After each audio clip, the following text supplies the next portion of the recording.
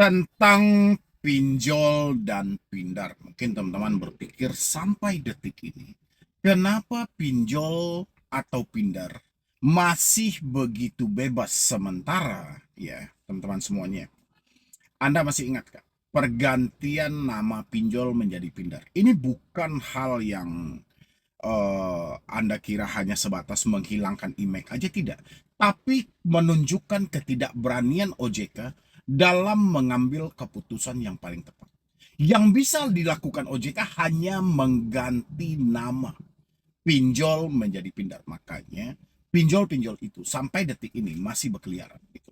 Masih bebas melakukan hal-hal yang sama walaupun sudah diganti namanya gitu loh.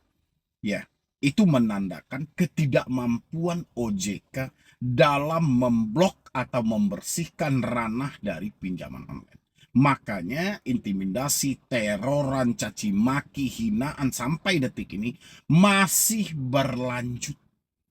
Ya, karena backingan dari pindar itu yang sudah berganti nama dari pinjol menjadi pindar adalah Otoritas Jasa Keuangan. Oke, Anda masih ingat kan? Citizen Lawsuit. Ya, perwakilan 19 warga negara Indonesia yang mana menggugat OJK dan menggugat presiden juga tentang pinjaman online. Pada akhirnya April 2024, setengah dari gugatan mereka itu dikabulkan. Setengah dari gugatan dikabulkan. Ya, dan dinyatakan OJK lalai dalam pengawasan. Dan diminta kepada Bapak Presiden, Wakil Presiden, Ketua DPR RI, Kominfo, dan OJK membentuk regulasi yang baru untuk perlindungan konsumen. Itu yang diminta. Kalau teman-teman tidak percaya, Anda boleh cek itu beritanya gitu. Ya, gugatan dari 19 warga itu. OJK paham ini, bahwasannya ini adalah sebuah kesalahan. Tapi mengingat dari keputusan Mahkamah Agung itu meminta untuk pembentukan regulasi, ya bahkan sampai pengujian kelayakan, OJK, kalian sama-sama tahu, OJK itu tidak kekurangan aturan. Aturan dari A sampai Z itu ada. Kalau diibaratkan satu manusia dari ujung kaki sampai ujung rambut, OJK mempunyai aturan semuanya. Ya, tapi OJK paham bahwa OJK kekurangan dalam segi pengawasan dan OJK bingung. Ini sudah ada keputusan pengadilan yang tetap meminta kepada OJK membentukkan regulasi yang baru untuk perlindungan konsumen. Ya, menurut OJK, regulasi apa lagi ini yang mau dibikin? Aturannya sudah lengkap. Cuman OJK tahu pengawasan di lapangan masih kurang. Dia paham itu. Ya, dan dia paham tindakan-tindakan yang dilakukan pinjol. Sehingga tidak ada pilihan lain. Nggak ada pilihan lain. OJK tidak membentuk aturan apapun. Ya, OJK tidak membentuk regulasi apapun. Anda tahu apa yang dibentuk OJK? Yang dibentuk OJK hanyalah mengganti nama pinjol menjadi pindar. Itulah yang terjadi sekarang. Untuk apa ini? Untuk menyembunyikan kejahatan pinjol legal ke dalam namanya yang pindar. Ketika kejahatan pindar ini diketahui, media akan menulis soal pinjol. Media tidak akan menulis lagi soal pindar. Ya, walaupun kejahatan itu dilakukan oleh yang legal dan resmi. Cuman ini yang bisa dilakukan OJK, tapi membentuk satu regulasi. Ya, jadi bukan melakukan perlindungan terhadap konsumen, OJK malah melakukan perlindungan terhadap pinjol-pinjol legal. Seharusnya keputusan yang dulu dibentuk oleh Mahkamah Agung itu ditindaklanjuti oleh OJK dan diuji semua kelayakannya. Apakah pinjol-pinjol ini, pindar-pindar ini sudah layak atau belum? Kalaupun OJK lemah dalam segi pengawasan, tapi bukan berarti ya untuk menilai ulang itu sesuatu yang terlambat. Tapi saya nggak tahu kekuatan apa yang mengendalikan OJK sehingga saya melihat sampai detik ini Otoritas Jasa Keuangan begitu ketakutan ketika sudah dihadapkan dengan yang namanya pindar. OJK hanya membuka soal aturan, soal regulasi. Ya, padahal OJK sudah tahu. Aturan itu tidak pernah diikuti dan tidak pernah ditaati. Contoh, ini contoh nyata teman-teman, contoh nyata. OJK membentuk COJK nomor 19 tahun 2023.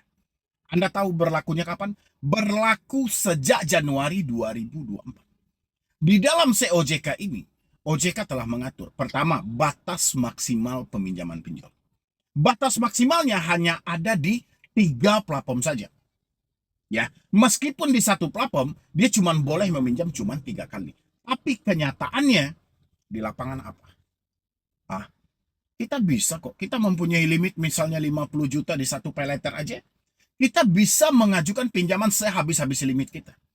Bahkan hari ini kita pakai 5 juta, besok 5 juta lagi dibagi sekian, besok 5 juta lagi dibagi sekian, bahkan melebihi. Ya, itu baru di satu aplikasi. Belum lagi banyaknya teman-teman kita yang terjerat lebih dari 3 sampai 5 sampai 6 bahkan sampai 10 aplikasi. OJK paham. Bukan tidak ada pengaduan di otoritas jasa keuangan, cuma tidak ditanggapi. OJK pura-pura tidak tahu. Kenapa? Karena belum viral. Ya, OJK tahu ini adalah kesalahan. Ini adalah pelanggaran. Ya, tapi OJK diam. Itu satu aturan yang real sampai detik ini. Sampai detik ini saya bikin video. Itu belum diikuti. Ya, bahkan masih banyak orang-orang yang mencairkan pinjol padahal sebelumnya dia sudah meminjam lebih dari 3 pinjol. Ya, itu aturan yang pertama. Aturan yang kedua tentang penerapan bunga. Walaupun bunganya sudah diatur sedemikian, praktek di lapangan tidak sesuai dengan yang tertulis di POJK tersebut. Ya, OJK paham hal itu. Tapi dia diam 1000 bahasa. Seakan-akan tidak terjadi apa-apa. Ya, kenapa? Karena belum viral. Karena no viral, no justice. Tidak akan ada solusi. Oke. Habis itu lagi yang dilanggar tentang penggunaan kontak darurat. Di dalam hal itu berbunyi, kontak darurat bukan sarana tempat melakukan penagihan, tapi kontak darurat hanya diperuntukkan untuk mengkonfirmasi keberadaan si debitur. Tapi kenyataannya, kontak darurat digunakan buat apa? Sarana tempat untuk menagih. Bahkan orang yang tidak kita jadikan sebagai kontak darurat juga ikut ditagih. Ini sudah tidak sesuai dengan COJK nomor 19 tahun 2023. Yang mana mengatur tentang penggunaan hal itu. Ya. Dan habis itu kontak darurat juga.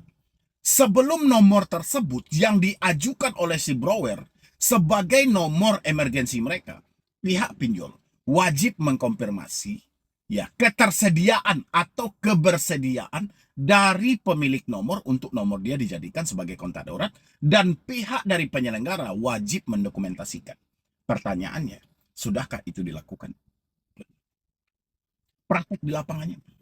Makanya saya bilangin, pergantian nama pinjol menjadi pindar ini hanya tujuan OJK untuk melindungi si pinjol-pinjol legal ini supaya masih bisa beroperasi.